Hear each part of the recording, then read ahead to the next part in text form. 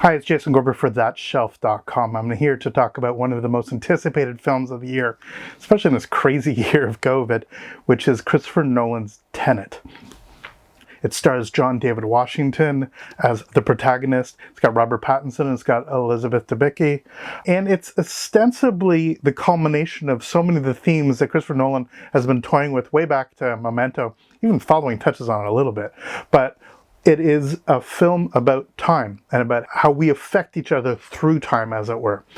If you look at films like Memento, but especially Inception and Interstellar, Nolan's one of his fine obsessions, and he's got many of them, is how things sort of communicate to one another from the past to the future, from the future to the past, and how all of that intertwines. Sounds like very heady stuff, as it were, but really, as he described it at the press conference, think of it more like an Escher painting, that everything sort of circles in and around itself, that nothing is quite as separated as we expect it to be.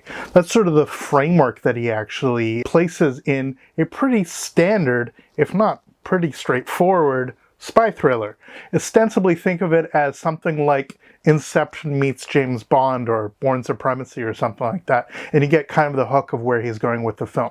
Now, inevitably on a movie like this, we can't really sort of dive in to all the minutiae. We'll do another video if we want to talk about all the spoiler stuff, but this is a film that obviously the filmmakers have gone to extraordinary lengths to actually hide what it's really about. Even the last trailer was very coy on this front. But just in terms of whether or not you should go see it, definitely see it if you can, on the largest screen if you can. Now, I'm well aware of all the restrictions taking place all around the world, frankly.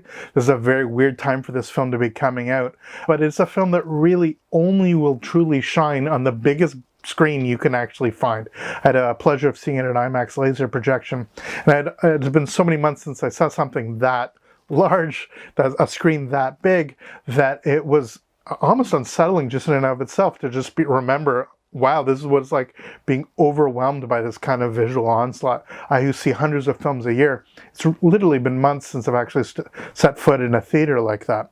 The film itself gets going with anybody who was at the Star Wars, The Rise of Skywalker IMAX screenings. They had the opening sequence that Nolan's done this repeatedly. He did it definitely for the Batman films, that you would have the sort of, if you went inside an IMAX, it would have the little clip at the beginning that sort of gives you what you're about to see. So we'd seen that in the opening sequence. Again, those who may have seen the trailer, takes place in a theater, in an opera, and it's a whole bunch of people wearing masks. So there's a certain surrealism at play. You're in a theater wearing a mask, watching people now wearing masks, and that whole sort of bad things happening in the theater is something sort of in the back of mind, a metatextual element. From there, it really becomes, as I said, a sort of a linear spy thriller wrapped in this highly, highly complex structure whereby things sort of come and go. Again, I'm doing my best here not to give away too much of the hook.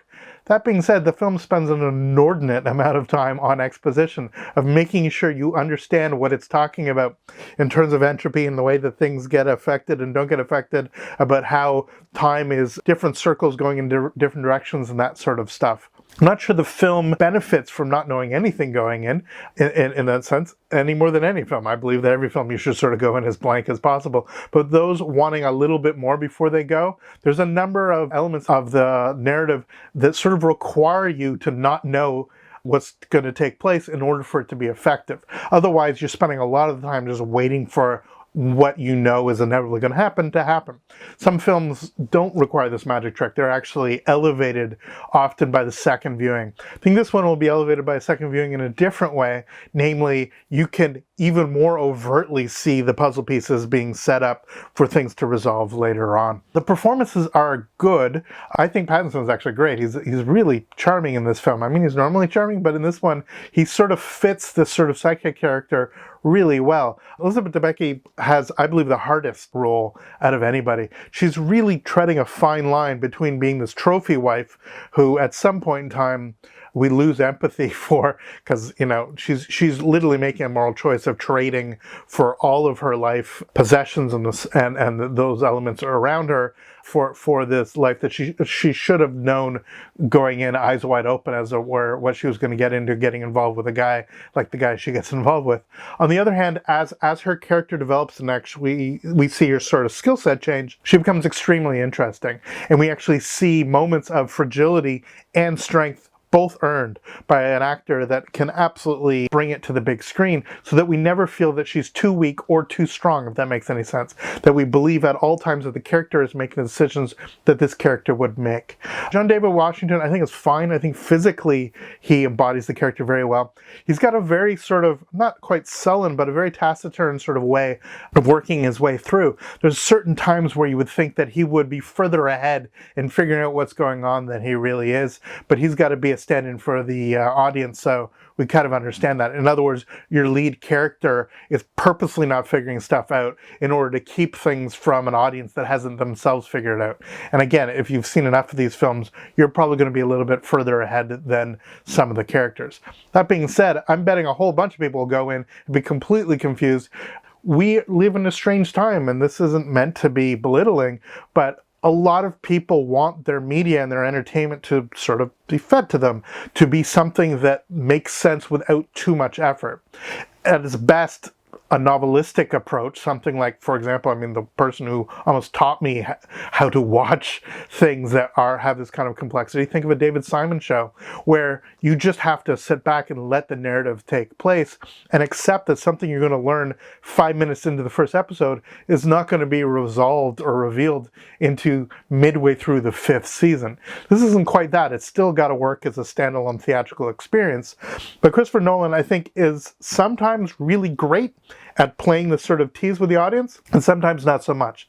And again, he has his characters over and over and over again having to explain what's going on, and at other times leaves it so vague that while you can figure out what's going on, it certainly frustrates a little bit. So there's this dance here, this delicate dance between something that's obviously meant to be extremely cerebral and something that's meant to be extremely, for lack of a word, visceral, entertaining, just a bunch of stuff blowing up. And both of those things collide. At its best, the film is extraordinary. At its worst, the film is frustrating. And like any work, we applaud its ambition. It's certainly refreshing to see a story that at least feels original. It certainly draws from a lot, not only his previous films, but there's hints of everything from Terminator to whatever other time travel films we actually want to draw from. Not that this is time travel, this is a very different way of doing it, but nonetheless, those films where we have to worry about linear time versus diegetic time, if that makes any sense. The time that the characters are experiencing versus the time we're experiencing as we watch the film as a linear experience. Again, if you look at Interstellar, if you look at many of his other films, especially Memento, which obviously puts this on his head, this is no surprising that somebody like Nolan would actually continue to be fascinated by this. Visually, it's quite stunning. Big showpieces, beautiful, epic filmmaking on the large screen format. Christopher Nolan continues not shoot the entire film on 15x 70 IMAX. He switches between that and 70mm, as he did on something like Dunkirk. So in the end, visually, it's quite startling and beautiful. Hoyt van Hoytema does what he's famous for, these really stellar, almost austere at times glossiness. Is this weird thing that he does.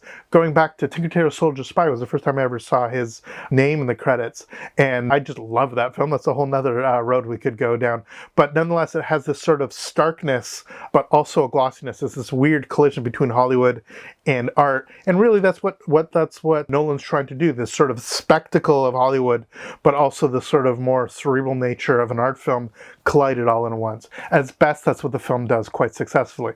As I said, when it doesn't quite succeed, you can still applaud the effort, if that makes any sense.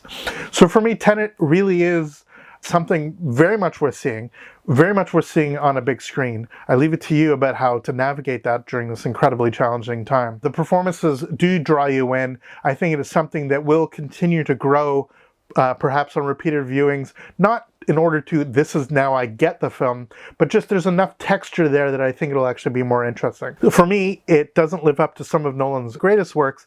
for me, it's better than Interstellar, which felt for me even more forced, and me even more trying to make this kind of shtick work.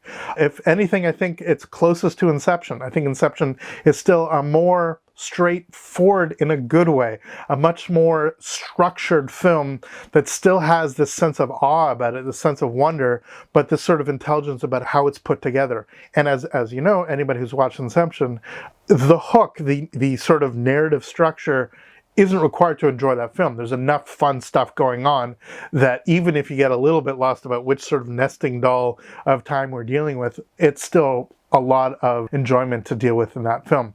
This one's a little bit less than that, a little bit more than Interstellar, as we tend to fit things into Nolan's filmography.